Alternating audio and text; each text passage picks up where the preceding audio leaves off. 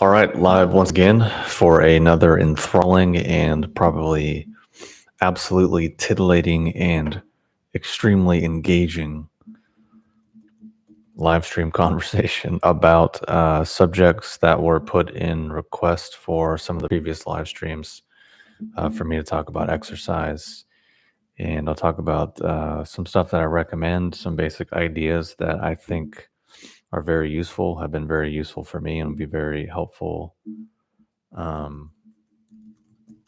for people interested in improving their overall structure and physiology.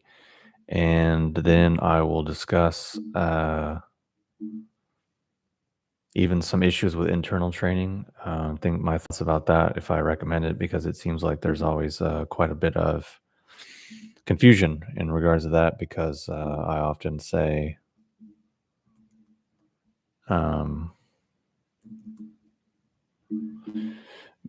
many different things about that. And then another thing I really want to talk about is health influencers and how oftentimes it is a masked personality disorder and OCD.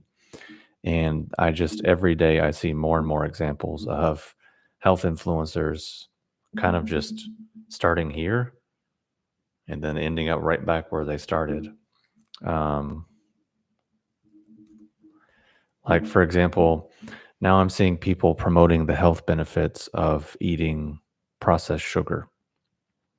That's an actual thing. I'm seeing people promoting the idea that humans don't need to drink water. So they're promoting consuming processed sugar and don't drinking water.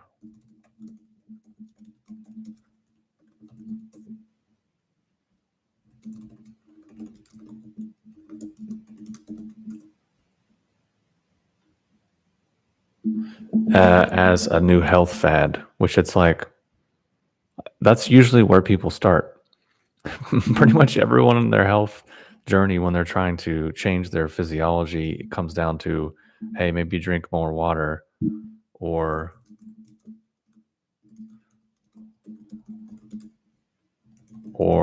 maybe cut out sugar. So then you have someone promoting the health benefits of processed sugar and how humans don't really need to drink extra water. So that kind of defeats the whole purpose to begin with. Is like, why even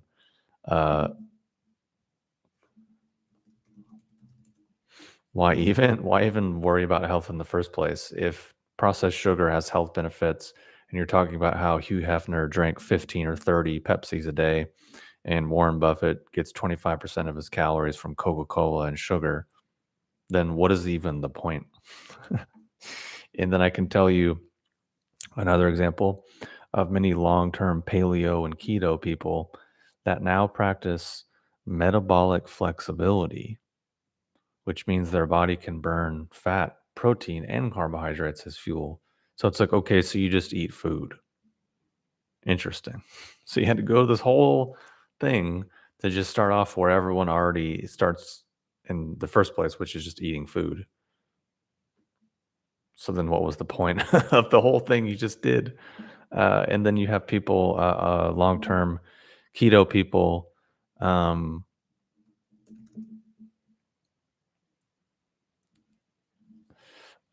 are supplementing with sugar. They're taking powdered sugar, not powdered sugar, but I can't remember the exact sugar, some molecule. It's maybe like fructose and dextrose. Maybe I could be wrong. It's something like that. And they're supplementing with that directly to support their brain function, because the brain runs on sugar. And it's like, well, then why don't you just eat food? So there's just more and more examples coming to light every single day that just kind of shows the futility of a lot of it, and really the underlying personality instability and OCD. Because if processed sugar is healthy and humans don't need water, and humans can have metabolic flexibility, means they can eat fat, protein, carbohydrates, then what's the point of all of it? And then now you have people, of course, there's a lot of people that are like, oh, fruit's bad, fruit's toxic. And now vegetables are bad and vegetables are toxic. So basically, after being in this world for about 20 years or so, what I can assert and say for sure is that everything you like is bad. Every food is poisonous and toxic. So the whole thing is inherently futile, which why do people end up in that way? And what are they typically avoiding is usually the fact that they don't actually really like being alive. They don't really enjoy their experience as a human being.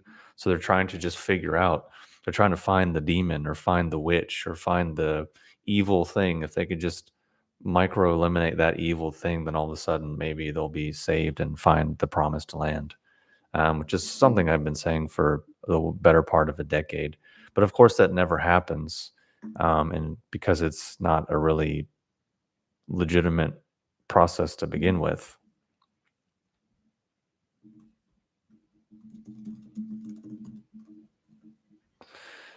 Um, so that's something that I have noticed quite a lot, let's say. How much does theology play into your overall worldview? Um, it's a good question. What do you mean by, well, theology being the study of the nature of God and religious belief? I guess maybe provide me a little bit more context and background for what you mean. Uh,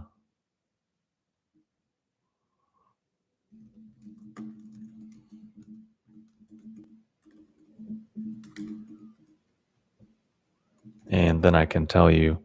I wouldn't say that it's necessarily out at the forefront. I think my view on God would probably surprise a lot of people.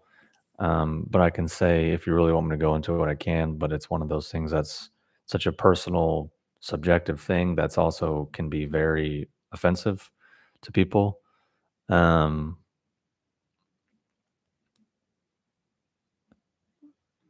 I never understood if you're a Taoist or what you believe. Most of what you said seems valid, but I don't know where you're coming from metaphysics.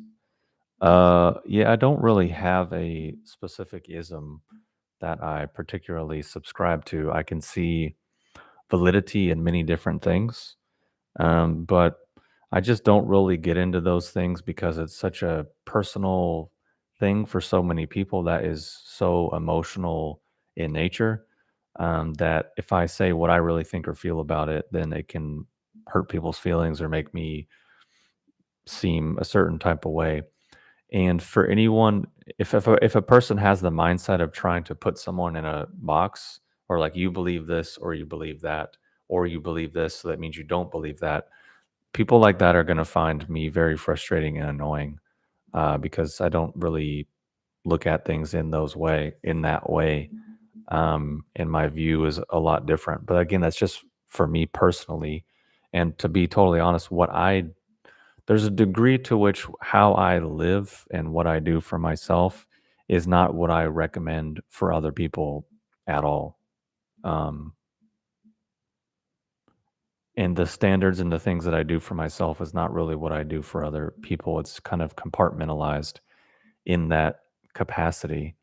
Um, I do believe in many different things that might surprise people, because I think many people could hear some of my videos and think I'm just a rugged materialist and I don't believe in all of these esoteric or otherworldly things, which is not it's not the case at all, because I would just suggest listening clearly and specifically to what I'm saying, because the words I use is hopefully what I actually mean. If I really believe there's absolutely nothing more to the world, then that's what I would say. But you'll notice that I never say that. I just point out specific instances in which certain things are maybe not lining up with their definitions or maybe not actually true. But I actually see things in a much more esoteric way that I think would surprise people. But like I said, certain individuals that want to that want to sort of box everything in will be very confused because I tend to use a lot more pragmatism and things of that nature, um, applied across the board. because I think there's an attitude that people think being pragmatic and critical and analytical is somehow only reserved for mundane, lower things. But I can tell you from my experience, from what I've seen of various traditions and even of various skilled people, all those analytical, logical, straightforward capacities are still there and apply upwards to higher levels and different things that people would seem esoteric or crazy. Like, for example, uh, the idea that a human being could emit an electrical current to shock people or to animate things or to move things. For some people, that might seem like an insane idea. And then people on the other extreme, they're going to think, oh, no, no, I totally believe in that. And I can do it because I can feel a little resistance when I do this to my hands, or I do my qigong and I feel some tingling. So I believe in that stuff. Personally speaking, both of those people are kind of incorrect and correct at the same time. Um, because it's not that I believe in those types of things. It's just that maybe I've seen and witnessed and tasted and lived certain things of that nature, and then understand some of the mechanics that lead to them, and then realize that it's just as mechanical and straightforward as drinking water. So I think, I don't know if that's a useful answer or if it's just more confusing at all. But again, if you have something more specific, or a specific topic or specific aspect of metaphysics or theology, then I could talk about it in a more specific way. But keeping it general, my response is going to have to be somewhat general. I'll say this: like, theology has nothing to do with qigong, really. Basically, the idea of Taoism, in the simplest terms, is pretty practical and pragmatic. They never deny that there is theology or that there is a God. They just say that it's not really relevant. So they don't really worry about it. They don't really talk about it. And to me, that makes a lot of sense to me, because that just speaks to my, I guess, some degree of pragmatism. And that's more so their idea, is that there's so many things more well within our realm of tangibility and functionality and usefulness as humans that we can focus on.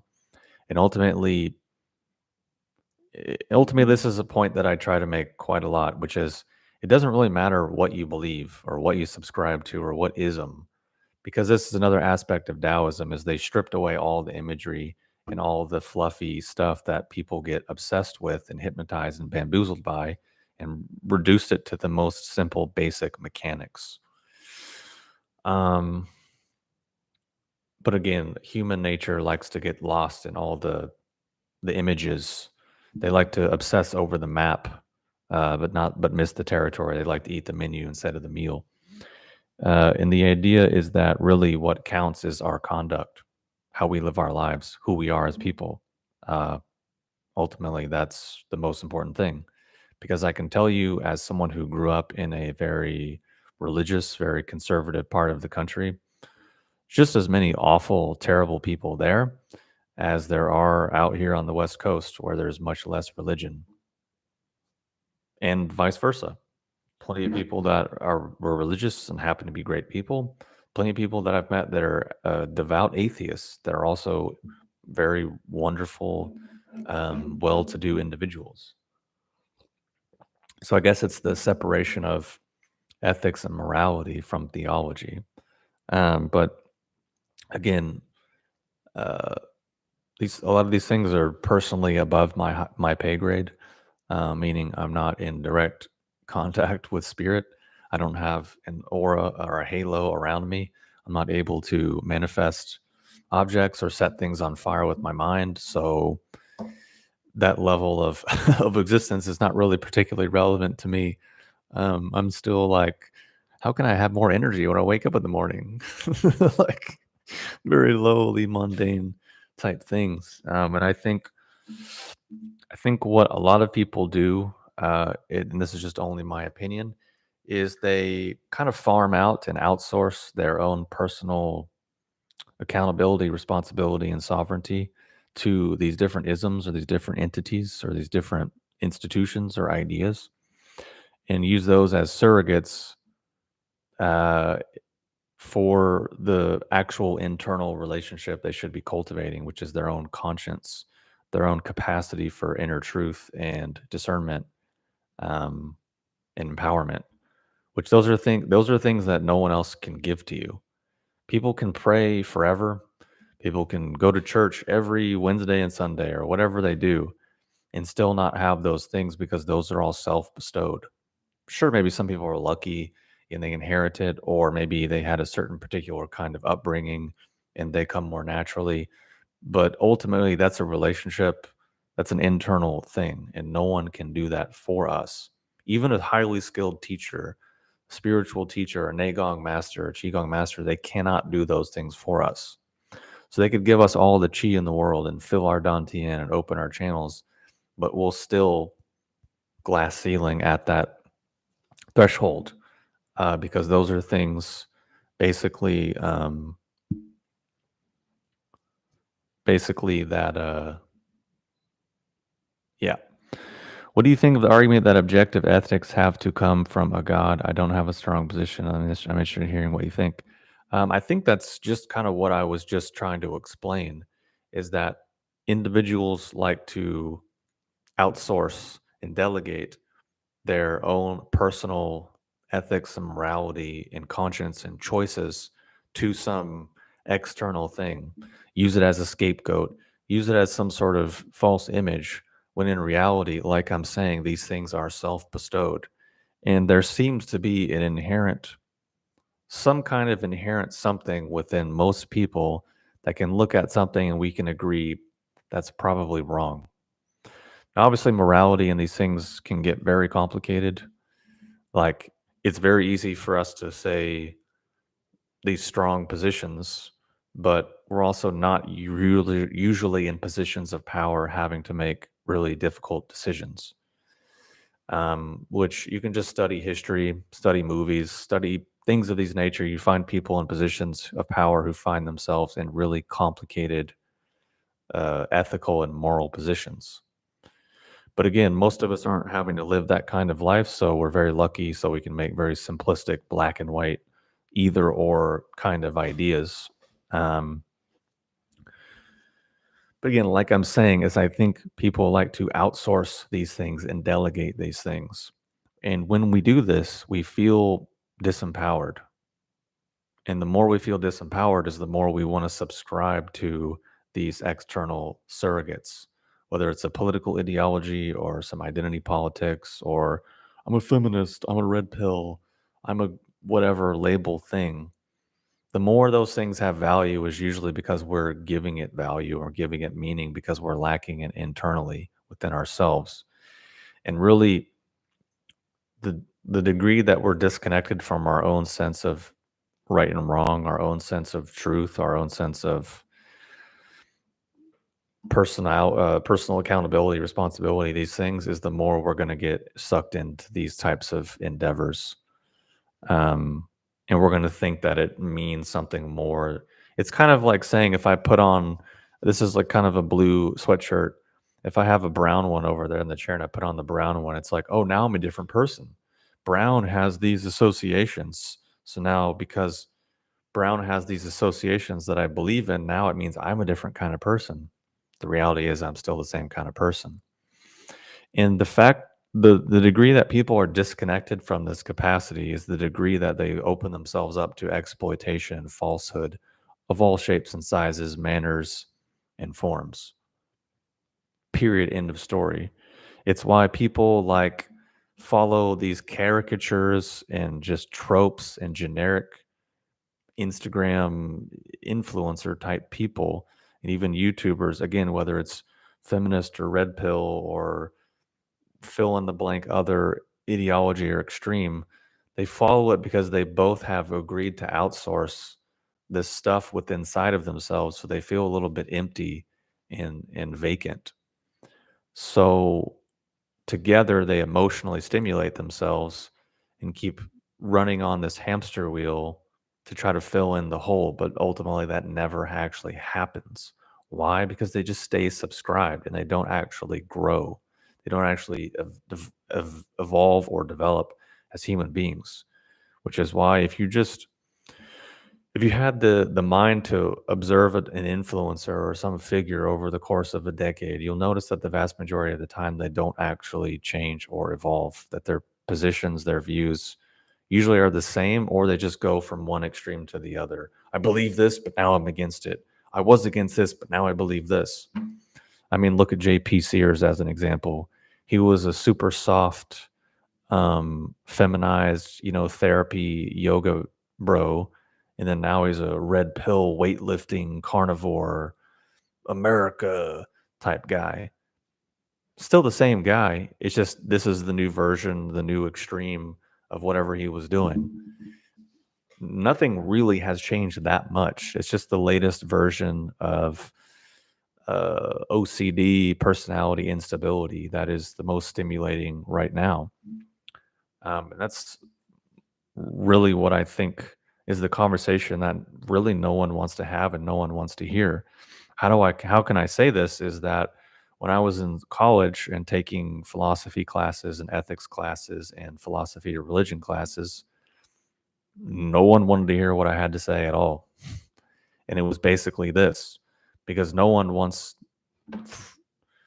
for some reason, this basic simple conversation, which is usually the starting point of many things. People, again, they want to stay in the image, they want to stay in the fantasy and in the analytical hypothetical, meaning they operating at the periphery of their experience, which will never be empowering or particularly that rewarding or enjoying or joyful.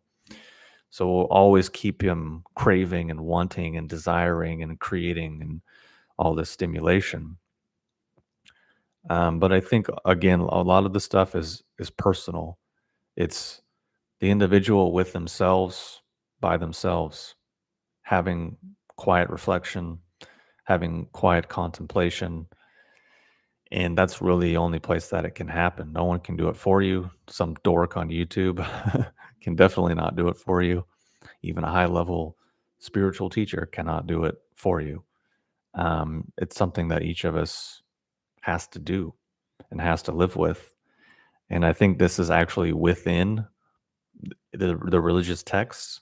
But again, people are caught up in the images, people are caught up in the external and don't see that maybe it is actually quite clear what we should do. Um, so yeah, that's kind of what I think about it. Again, if you have more specific questions or context, I'm happy to discuss it, even though it's not particularly on the agenda, but it is actually relevant to what I was going to discuss. But I'll say, in regards to qigong and neigong, theology and stuff has nothing to do with it. It's just completely mechanical.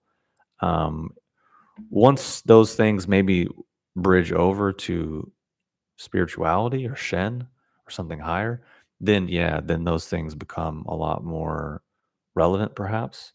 But I can just say that in the traditional sense, meditation and religion are the same. Meditation has one definition, one practice, one path, period, end of story, case closed, job done. That's it. And I'm speaking again in the traditional sense of the word, if we follow it all the way back to the Vedas in that historical period, a very long time ago. Uh, in meditation and religion and was one and the same, which is basically meditation being the ability to go into certain states to directly access, contact spirit, capital S, and then engage upon that path of development, which is the whole other thing that I'm not going to try to speak about. But that all is very bothersome to modern people because no, it means this to me, and because I think it means this thing to me, then it should. And again, this is also A big stumbling block for people is, again, our obsession with our subjective personal experience and opinions and comfort in the here and now, and avoidance of any discomfort or growth or genuine uh, self reflection, which is fine. People can do their own thing, have their own path. I'm just saying my opinion from my experience, from what I've learned, from what I've been taught, from people that I respect and see that have actual skill. Um, so yeah, I probably would in many ways be more religious than people would think, but I don't talk about it because again, I think that's a personal matter. I think it's a matter about how people choose to live their lives and see things. And I think the Taoist cosmology and even stuff within Chinese medicine contains a lot of mechanics and a lot of explanations for things that we deal with as humans that kind of fills in a lot of the blanks that we don't necessarily, and it's actually a lot more specific, a lot more actionable, a lot more tangible than I think what a lot of other traditional religious things often have to offer us. Because people might not be aware of this, but there are different types of paths. There's different types of yoga. Let's say, there's devotional yoga, and to be totally fair, what people are uh, what people are usually familiar with in terms of religion is devotion, which devotion is not necessarily Negong. Devotion is not necessarily spirituality. Devotion is not necessarily any other thing. It's its own specific path. Uh, the reason I was asking is because I had a very bad experience at a Greek Orthodox church recently. Now I'm confused about what I should be approaching. Again, personally, this is just my personal opinion. I have zero interest in going to any church or belonging to any type of group or subscribing to any label or any organization or any thing of that nature. Personally, I have zero interest in that. There is nothing within me that thinks I want to be a Buddhist, I want to be a Taoist, I want to be a Christian, I want to go to this church, I want to go to that church, I want to be this group. Personally, for me, I don't see any point or usage unless maybe there's a bunch of really highly skilled people, or maybe that temple has a particular vibe or transmission to it, or just maybe a social aspect. I can see those things, and I can see for other people I highly encourage it.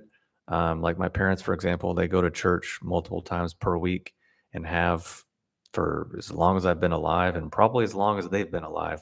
And I think it's an absolutely great thing for them to do. And I would never say anything bad about it or try to deter it. And I feel that way about a lot of people.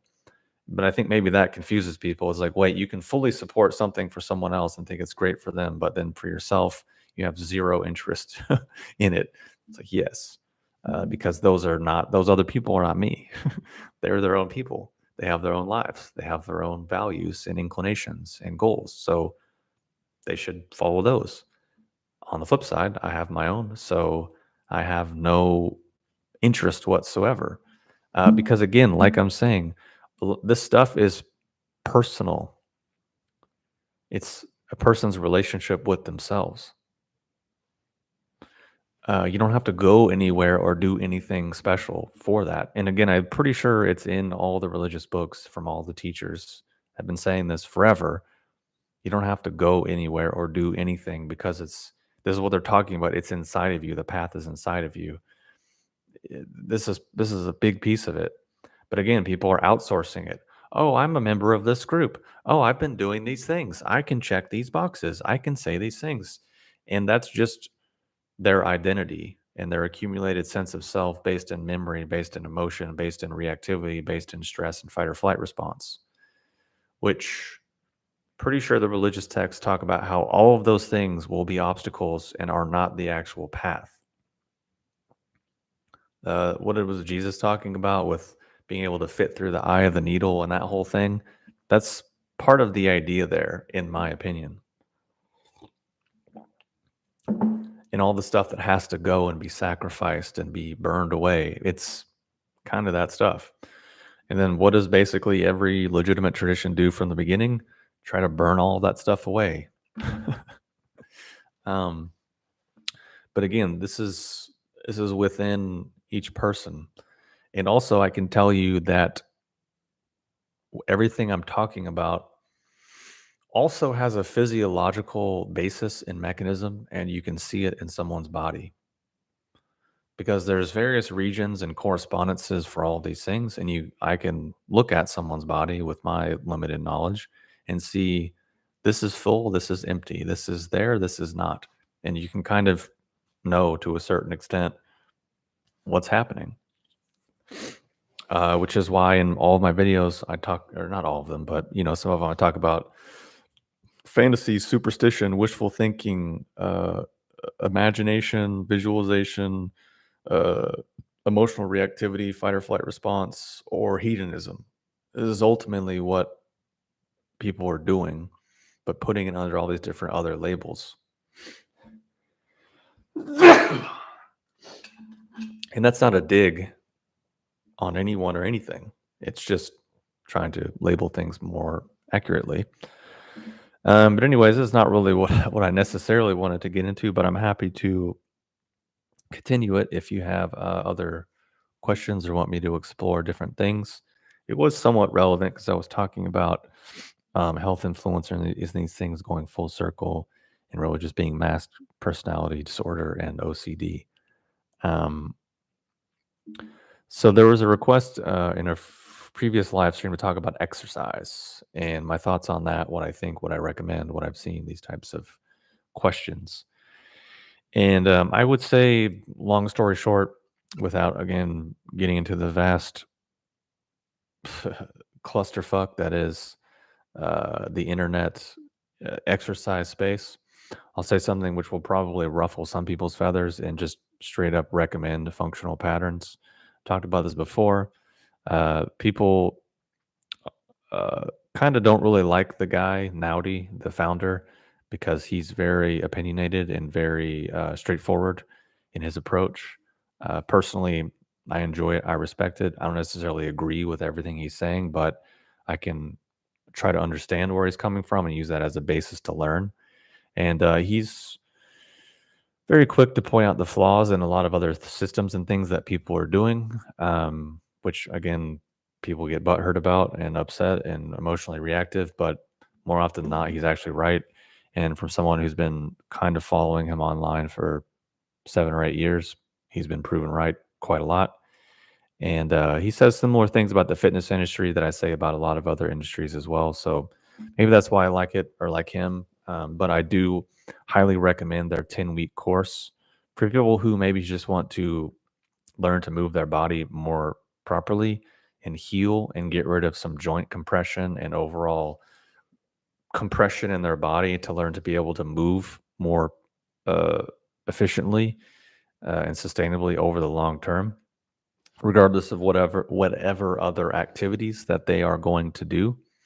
I think in terms of just what's available in the actual world, barring, going deep into internal arts and spending 4 hours a day every day for a decade, I think functional patterns is a great place for people to get into to actually learn to first off just kind of release some of their adhesions through myofascial release and different things, and then to use the different exercises they have in the 10-week program to start refiring and reconnecting certain chains of movement in their body to get their system functioning more efficiently so that it can kind of naturally start to decompress. I think for most people that's enough, and that can be very life-changing and very transformative. I can say that it's really the only thing in the fitness industry that I've seen produce crazy results consistently, repeatedly over time, things that shouldn't be happening and shouldn't be possible, they're able to do. And it seems from what I can tell based on my study and practice of different internal arts for, I guess, however long it's been, functional patterns is the closest thing that I've seen in the fitness industry to actually starting to really get the body in a way that's useful and functional. Obviously, there's a bunch that's not in there because they're not using chi. They're using a totally different set of mechanics. But I think in terms of actually getting your body to function properly, which will then have effects on your mind and your stressor levels and all these other things, I think it's absolutely beneficial. I think that a lot of people that have anxiety and stress and depression and all these mental emotional things would probably feel a lot better if they actually just got stronger, fitter, and healthier, and they got their system and their wetsuit, their tissue matrix, their bone matrix to align more appropriately. Because there is actually an appropriate way to do it, personally speaking, and there's a lot of ways to do it, which uh, end up causing injury over the long term. So, in terms of exercise, I'm not going to get into all the minutia or get into the weeds about it because I prefer to not be patronizing and condescending, meaning I prefer to talk to people like they're adults, meaning it's exercise. We should all be doing it. I don't know that there really needs to be more said than that. If you feel better in your body, you'll feel better in your life. If your body is in constant pain and moving is tedious and painful, the way you live your life is going to be tedious and painful. And if we can get healthier and more fit and strong and more integrated in our system, then we're going to feel that way across the board. Because our system is meant for things to work together and function together. And a lot of traditional exercise does the opposite. It just functions just things in isolation, which, okay, cool, but that actually just will create more imbalance and issue over time, which is why the most people that are getting knee and hip replacements these days are long-term yoga people and long-term CrossFit people and long-term people that are doing like deadlifts and squats. Um, that's just kind of how it's going. And I can say from someone who did yoga quite intensely in my 20s that it absolutely trashed my body. I felt more relaxed at first, but then it just flipped over to anxiety because it just made everything flaccid. Um, Intention definitely, certainly plays a role. I agree, but I guess it depends on what you mean by that. So please share more for what you mean by intention, and perhaps maybe an example would be useful for so I can understand kind of what you mean.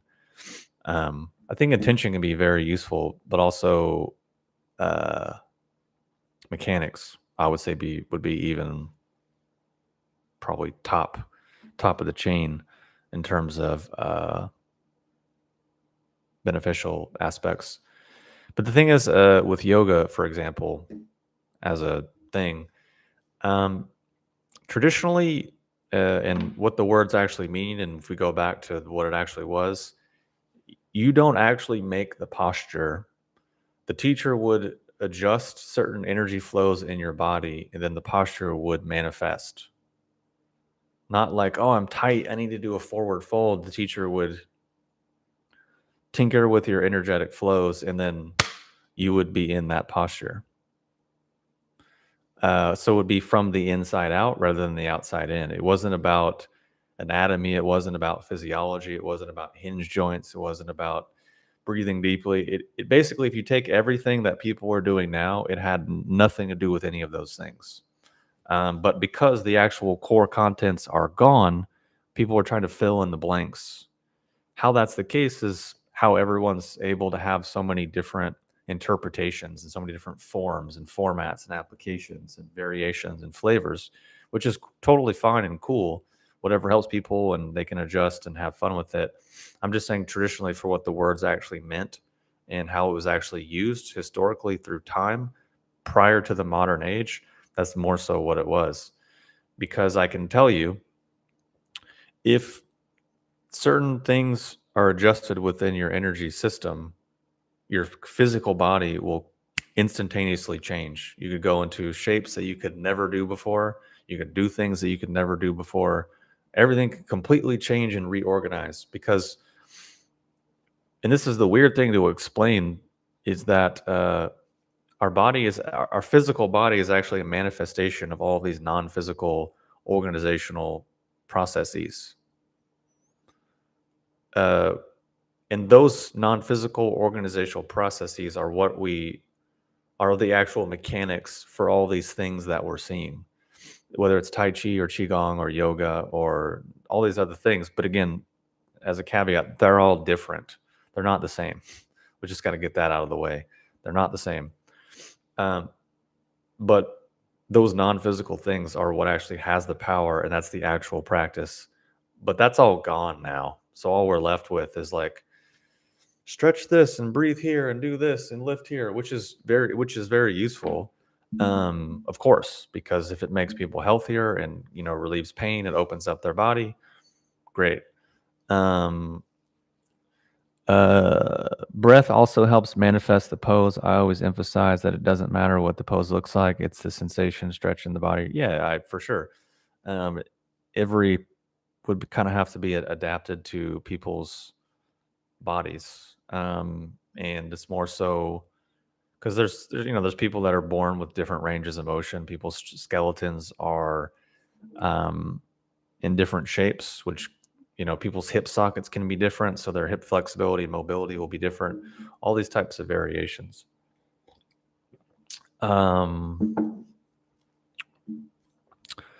So yeah. Anyways,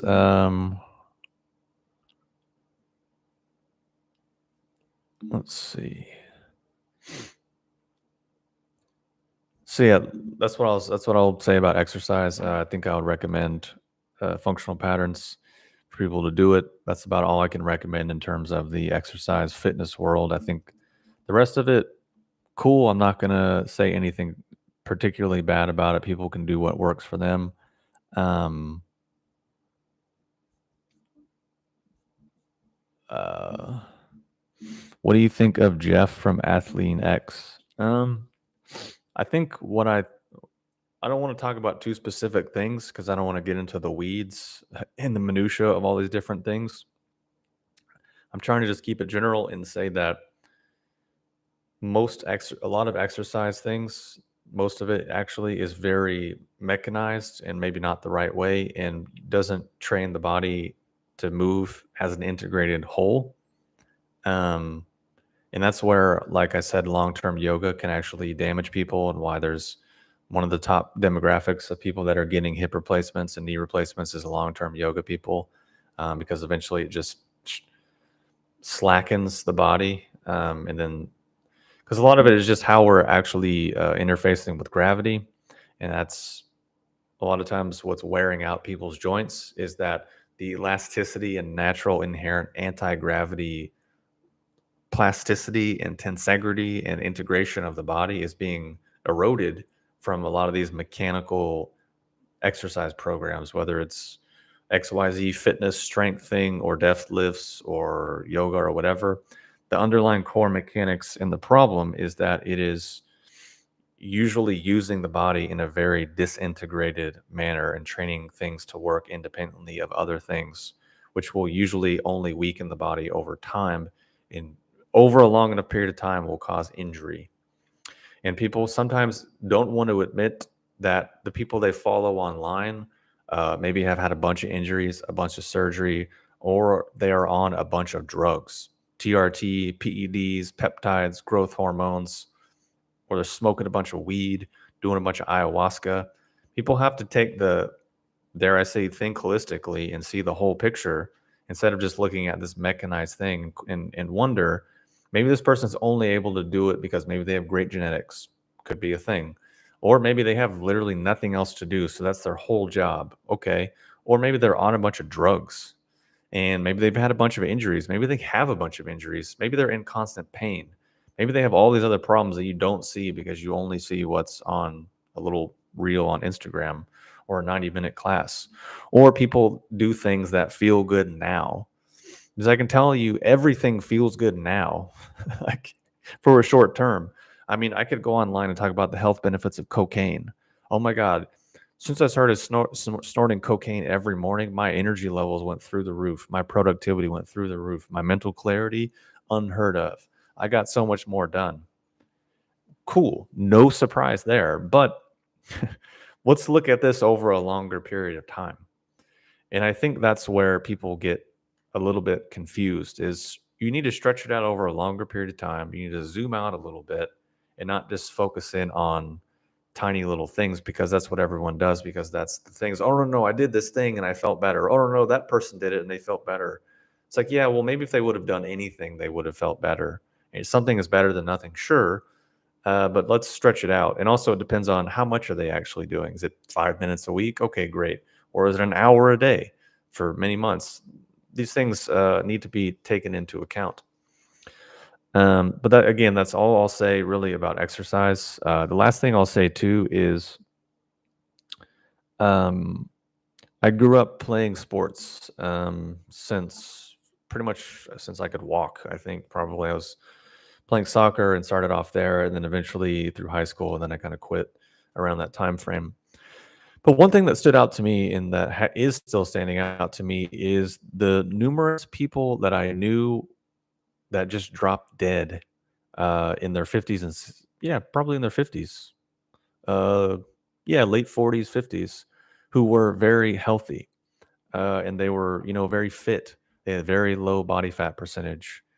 One guy was an ex-Olympian, and then one day just went out for a run, never came back. One guy, went for a run, died in his car before to go out for the run.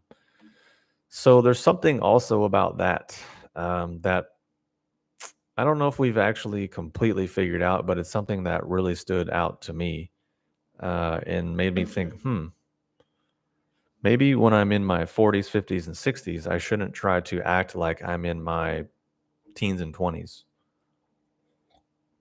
just as a general rule of thumb. But I think that's, again, another lost concept, especially now that more and more people are on TRT and peptides and growth hormones because they have to be, because their body can't sustain that. So time will tell. We'll see how it all plays out. Um, I'm just saying that was something that stood out to me uh, about really aggressive exercise over the long term. Thoughts on martial arts? Could you be a little more specific, maybe a little more context? That would be helpful. I think in general, people doing martial arts could be a very useful way to exercise and develop some positive mental qualities: willpower, determination, focus, discipline, strength. Those are all very good things for people to have, especially nowadays. And they seem to be more and more absent as more and more people regress to childlike functioning. Is is what I'll say. Because the thing is, whether it's spiritual, new agey, whatever, or it's red pill, blue pill, feminism, gender identity politics, in my opinion, I think the common denominator between all of these things is generally just functioning in a less than adult manner. If you really simplified it, I think if people from those groups actually just grew up and learned to function more like an adult, a lot of that stuff would just naturally dissipate and fall away and probably lose its appeal. What do you wash face, hair, teeth with? To be honest, I just buy natural, clean stuff from Whole Foods. Nothing too crazy.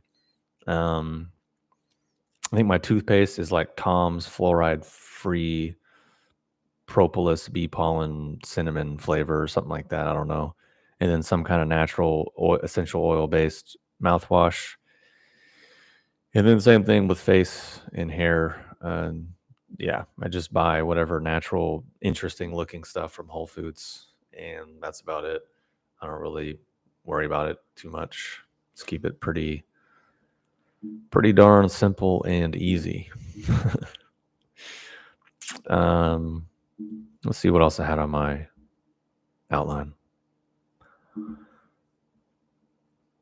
I think one important thing to keep in mind is also just context, meaning people have different goals. And I think maybe this is something that is sometimes confusing or a bone to pick with people that show up on different videos, is that I'll speak about things in a certain way. And then sometimes people mistakenly assume that I apply that to all people across all situations. Obviously not. Like, for example, all the stuff that I was saying about yoga, internal arts, blah, blah, blah, blah, blah earlier, that's not really going to apply to your average person who's like maybe just stressed, overweight, and needs to do something to just kind of chill out.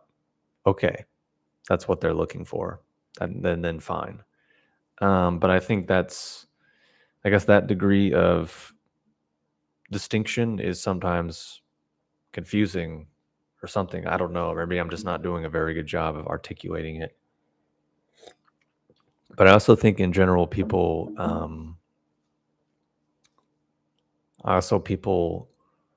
think about things in very black or white. It's either this or that. It must be this or it must be that. They think this, so they're against that. Very simplistic black, white, either or kind of thinking. And there's validity to that in many instances, but there's a lot of life that doesn't really function that way. And I think that's a mindset and a approach that really holds a lot of people back and causes a lot of conflict, causes people to be very upset and triggered by things because they focus on that reactivity and conflict thing. Because if you're saying something is either A or B, that's it, then that's conflict. So you're living your life from a place of conflict. You're viewing all situations and people, including yourself, from a place of conflict. So then you can't be too surprised when you experience conflict or you feel stressed or you feel anxious, because that's what conflict is. If there was no conflict, you probably wouldn't feel stressed. If there was no conflict, you probably wouldn't have anxiety. If there was no conflict, you probably would just feel comfortable and at ease. But because people don't feel those things, that implies that a certain degree of conflict is present. So to the degree that we just move that process of conflict forward in ourselves is the degree that those emotional states also will continue to exist. And that's not something we can yoga out or visualize out or pray out or go to church. I mean, sure, those things can help and maybe provide insight or some reflection or whatever, but ultimately it's decisions that we make within ourselves in moments of quiet reflection or introspection, or sometimes just in the shower or driving, or times when we actually allow our brains to kind of just exist and start kind of defragging itself. And I think there's one thing that I realized recently that across the board causes a lot of problems, and that is the inability to be bored. I think if we talk about, oh, there's incels, or there's crazy red pill people, or there's crazy feminists, or crazy right wing trad cons, or there's health influencers and spiritual people, all these types of things. I think if you simplify that down to the common denominator, a lot of it is just people are unable to be bored. They're unable to not be constantly entertained. And these false dramas that they create keep them entertained, keep them stimulated. Why? Because it creates conflict and drama. So if you know you're this label, then that means you're automatically against and in conflict with all these other labels. So your identity is kind of a piece of cake because you just wake up and know I'm not them, I'm not them, I'm better than them, da, da, da, da. And that gives you this real sense of confidence, but it just creates conflict and stress and anxiety, which you ever hear the you ever hear in Taoism or these different traditions where they talk about not obsessing with labels, not going to extremes, not labeling things. This is a piece of what they're discussing. And this is the reason why that's the being recommended for people. Um, because our identities and our sense of self function in pretty predictable ways and have done so for quite a long time. So it's not really anything new. But the thing is, you have these people saying, "Oh, I'm against all of these things," but then it's like, well, your actual behavior is just creating it and participating in it and making it more likely as an outcome, Which it's like I can give you a really goofy, silly, extreme example is, these red pill guys that want to blame women for everything and blame the downfall of modern society on women and talk about how modern women are so terrible and they're so easy and they're 304s and they're all these things. That's what they'll say, right? And then they make podcasts and make careers and make millions of dollars because there's all these angry men all coming together to complain under this unified flag and get this empowerment and this conflict that makes them feel better and gives them a sense of identity and power and control over their lives, even though it might be completely false, and actually leading them to creating more and more of the outcome that they claim to be against. Why do I say that? Because I guarantee you, you can find a lot of examples of them doing the exact behavior that they claim to be against. Meaning, oh, we blame women because the downfall of society, because women are so sexually promiscuous and they're no longer women and they just use men for A, B, and C and they're all these things. And it's like, or, oh, these women are so superficial and they're, these OnlyFans girls are so disgusting. It's like, well, then why are you paying for that? Why are you masturbating to that? Why are you validating these women with your attention and your attraction? Because it's like, oh, this woman's so fake. She has all these putting herself out there on the internet and just fake boobs and fake makeup, and fake hair and fake all these things. But then why are you attracted to her? If it's all so fake and it's all so bad, why is that the person you date? Why is that the person you're going for? Why is it the person you're jerking off to or paying for and all these things? Because if you look at OnlyFans, which is making billions of dollars a year in revenue, the vast majority of it is for women.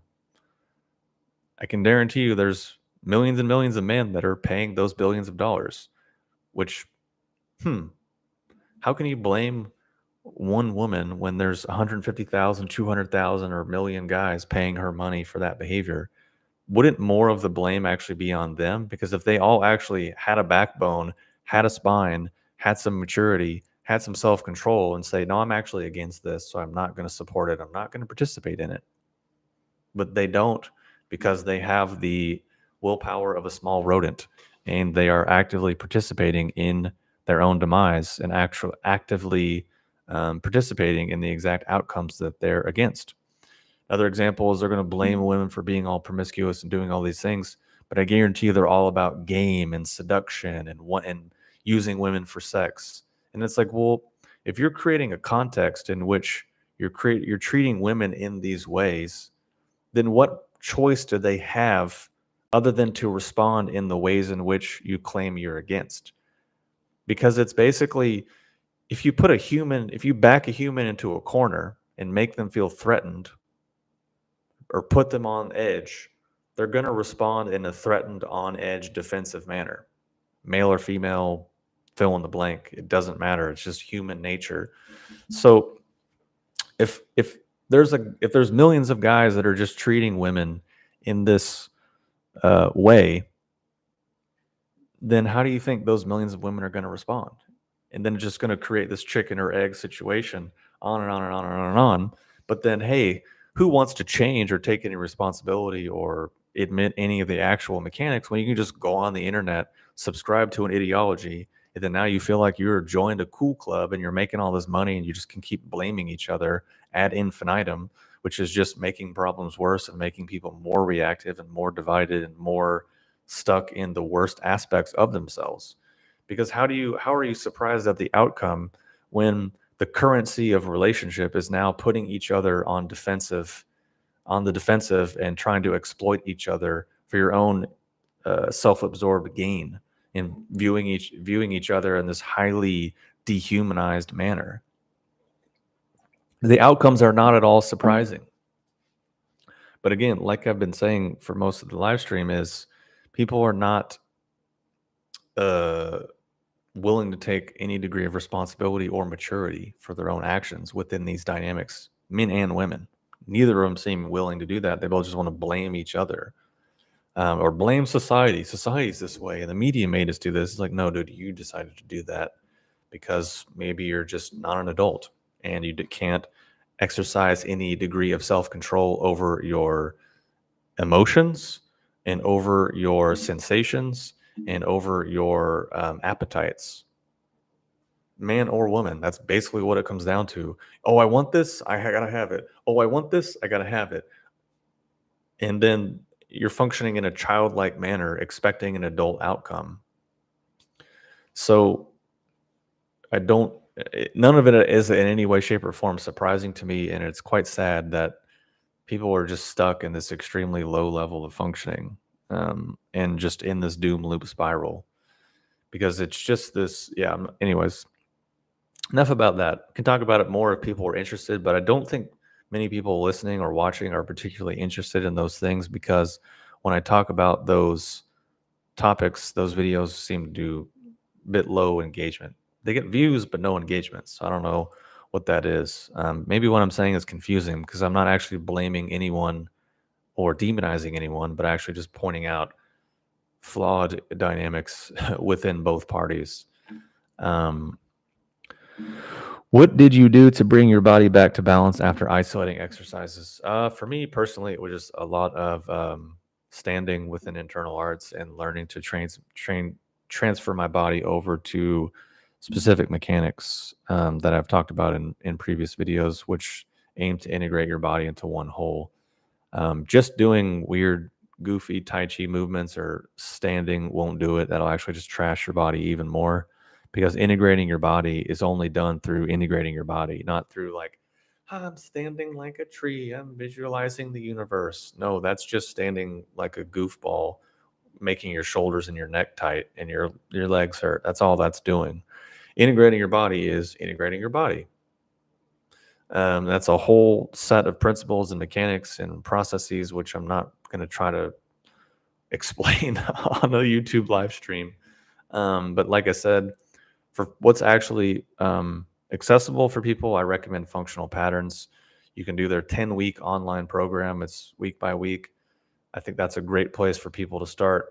From there, people can probably find a trainer in their area or do any of their other online training programs to learn to reintegrate their body into one unit. I think it's a lot more accessible and straightforward than trying to do internal arts sort of things. What sites/apps do you think are actually worthwhile for meeting people? Probably none, to be totally honest. But it also just depends on who you are as a person and who you're trying to meet. I think in general, quite a lot of people are just doom spiraling, um, caught up in this self-help, personal development, therapy, spirituality, social media, dating apps, doom loop. Um, and like I said, you have adults operating under very childlike mechanics, so you can't really expect adult functional outcomes from those people. Doesn't matter if you work with them, doesn't matter if you meet them at a bar, doesn't matter if you meet them on an app. That's it is what it is. So I mean, maybe there's an app or a site you can use to meet someone, based on, I don't know, the type of people you're looking for or whatever you're trying to do. But I don't think there's, oh, go on this site because that's where all the cool people are. Yeah, I don't think that's particularly how it works. I wish that it was that easy, but I think as we're seeing, love and connection is not something we can just buy online, like order on Amazon. I think the idea of dating apps is that it creates this kind of idea of, I want it so I can have it, so it'll be here now. But clearly, life and reality does not function in that way. And I think, hopefully, I'm wrong, but I just think, like I've said many times, that these mechanisms of genuine human connection are finding their way out. The more people buy into all this therapy, pseudo spirituality, dating apps, social media stuff, is the more they become fixated and obsessed with their image of themselves, uh, which means the less oriented towards their actual humanity they become. Obviously, there's exceptions, and I'm speaking in general, but I'm just trying to describe an unfortunate dynamic that is occurring, uh, that we're living in right now. So, yeah, hopefully things turn around or something changes. I would be great if by some means people could a lot of the stress and tension could just minimize and the anxiety and the all that stuff could just chill out and people could just be more comfortable with being bored, be more okay with not being constantly stimulated. I think that's great. And I think if you're looking for one takeaway from the last hour of me rambling incoherently, it is be more comfortable with being bored and learn to live without constant stimulation. But the thing is, what you will probably quickly notice is as soon as you take away the external stimuli, then your brain and your system will start kicking off memories, worries, anxieties, fears, conflict. Da, da, da. It will just start kicking off all these different things because it would prefer you to stay stimulated all the time, because that's just how we function as our wonderful human selves. Anyways, I got to jump off here very shortly because I have plans and things that I needed to do. Any experience with sung breathing? Yeah, highly recommend it. I think sung breathing is a useful quality to learn. It is. I would say it's definitely not an exercise. It's not a practice. It's a quality that we can develop. That I think is very useful, very beneficial, and something that across the board can probably have quite a lot of really great benefits for humans and could perhaps accomplish what I was trying to talk about earlier in terms of starting to get over some of the boredom and constant need for stimulation and the fixation to all of those types of things. So yeah, I highly recommend that if a person could actually start to approximate the quality and open that up and start to have that be more of um, their default state. Because if you have to do it, it means you don't have the actual quality. But if you have the quality, then it means you don't really have to do it.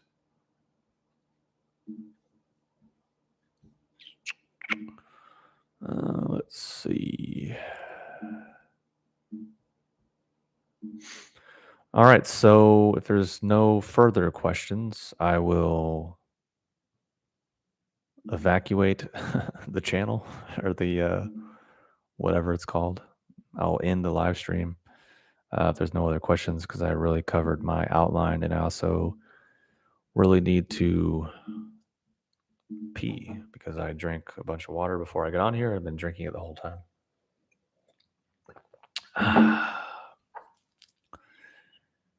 But the whole time I've been on here, I've been heating this. You can't read it because it's focused on me. Some Sabah K from Kanjiton. This wood is quite nice. Has a little bit of a kenomic-like quality, which is a little bit calming. So, anyways, thanks again for tuning in. If there's no other questions, I'm gonna get up out of here. But hopefully, people will tune in and watch the NCAA Men's Championship tonight. UConn versus Purdue. UConn was the defending champion, and Purdue has not been to the title game since 1969.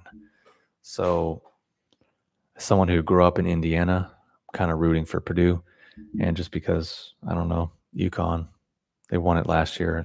It's time for someone else to win.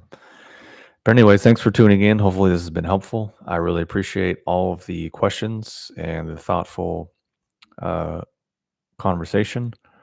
I think Daniel said something about being injured from Muay Thai, and I'll say that is completely normal. I've watched videos and talked to people that do really intense martial arts like that, and injuries are just part of it. And the longevity of that is kind of low, and that most people their body breaks down pretty hard from that hard level of kung fu, which is why people tend to transition over to things like Tai Chi and of that nature, if they're interested in preserving their joints and not just cracking bones and beating people up all the time. But you retracted your message, so I don't know exactly what you're saying, and I don't really have personal experience in that regard, so I can't speak to it with much authority whatsoever, aside from just videos I've watched on YouTube because I think it's interesting. Anyways, again, thanks for tuning in. I really appreciate all the questions and all the support. And if you have requests or questions you want me to cover in the future, just put them in the comments below, and I'll do it in the next one, because this subject matter itself was a product of previous requests that someone had put in. So, anywho, thanks for tuning in. I hope you enjoyed it, and I will see you in the next one. I hope you enjoy your morning, evening, or afternoon, wherever you are on the planet, and I'll see you next time.